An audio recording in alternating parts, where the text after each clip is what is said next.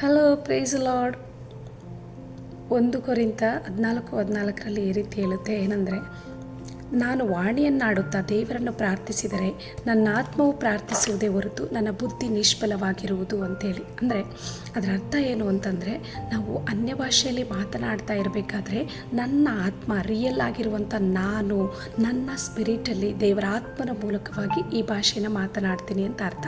Okay, for example ಹೇಗೆ ಅಂತಂದರೆ, ಈಗ ನಾನು ಯಾವುದು ನಾರ್ಮಲ್ ಭಾಷೆಯಲ್ಲಿ ಕನ್ನಡ, ಇಂಗ್ಲೀಷ್, ಹಿಂದಿ ಈ ಭಾಷೆಯಲ್ಲಿ ನಾವು ಮಾತನಾಡ್ತಾ ಇರಬೇಕಾದ್ರೆ, ಬೇರೆಯವರೊಟ್ಟಿಗೆ ಮಾತನಾಡ್ತಾ ಇರಬೇಕಾದ್ರೆ ನಾವು ಮೈಂಡಲ್ಲಿ ಬೇರೆದನ್ನು ಥಿಂಕ್ ಮಾಡೋದಕ್ಕಾಗೋದಿಲ್ಲ. ಓಕೆ, ನಮ್ಮ ಮೈಂಡಲ್ಲಿ ನಾವು ಏನು ಥಿಂಕ್ ಮಾಡ್ತೀವೋ ಅದನ್ನೇ ನಾವು ಮಾತನಾಡೋಕ್ಕಾಗೋದು.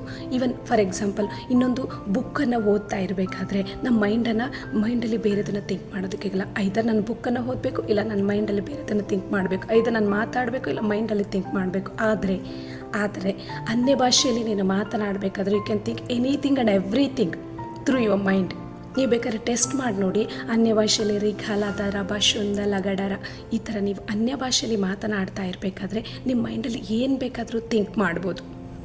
ಇಷ್ಟರಲ್ಲೇ ನಾವು ಅರ್ಥ ಮಾಡ್ಕೊಳ್ಬೇಕು, it's not A normal language. ಅಂದರೆ ಇದು ಬುದ್ಧಿಯಲ್ಲಿ ಮಾತನಾಡುವಂಥ ಭಾಷೆ ಅಲ್ಲ, ನನ್ನ ಆತ್ಮದಲ್ಲಿ, ಅಂದರೆ ರಿಯಲ್ ಆಗಿರುವಂಥ ನಾನು ದೇವರ ಆತ್ಮನೊಟ್ಟಿಗೆ ಸೇರಿ ನೀನು ಪ್ರಾರ್ಥನೆ ಮಾಡುವಂತೆ ವಿಜ್ಞಾಪನೆಗಳನ್ನು ಸಲ್ಲಿಸುವಂಥ ಆ ಒಂದು ಲ್ಯಾಂಗ್ವೇಜ್ ಆಗಿದೆ ಇದು ಅಂತೇಳಿ ನಾವು ಅರ್ಥ ಮಾಡ್ಕೊಳ್ಬೇಕು. ಓಕೆ, ಇನ್ಯಾಕೆ ತಡ, ಪ್ರಾರ್ಥನೆ ಮಾಡಿರಿ, ದೇವ್ರ ಹತ್ರ ಕೇಳ್ರಿ, ಏನು ನನಗೆ ಅನ್ಯ ಭಾಷೆ ಬೇಕು ದೇವ್ರೆ ಅಂತ ಕೇಳಿ ಹೊಂದ್ಕೊಳ್ಳಿ.